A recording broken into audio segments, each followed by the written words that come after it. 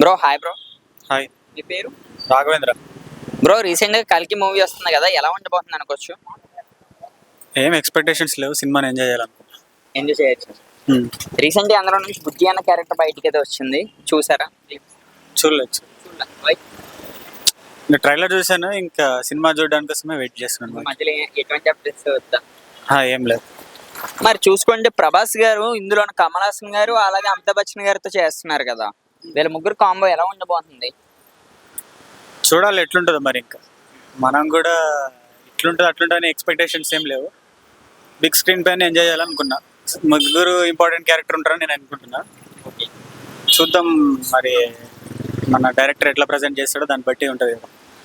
Next కల్కి నుంచి మీరు ఎటువంటి అప్డేట్స్ కోసం వెయిట్ చేస్తున్నారు? సాంగ్స్ వస్తే బాగుంటుంది, ఇంకా దాన్ని బట్టి సాంగ్స్. బ్రో కల్కి మూవీ మీద మీ ఒపీనియన్ ఏంటి? హిట్ కావాలని కోరుకుంటున్నా అంతే. ప్రభాస్ కిడ్స్ లేవు కదా చాలా రోజుల నుంచి, సో హిట్ అయితే బాగుంటుంది అంతే. దీంతో బాహుబలి రికార్డ్స్ స్టార్ట్ చేసే అవకాశం ఉందా కల్కి? చేయొచ్చు, బాగుంటే ఏముంది, బాహుబలి కన్నా ఎక్కువనే అవుతుంది. పుష్ప దేవరా గేమ్ చేంజర్, ఈ మూవీ కల్కి కాకుండా ఈ 3 సినిమాలు వస్తున్నాయి.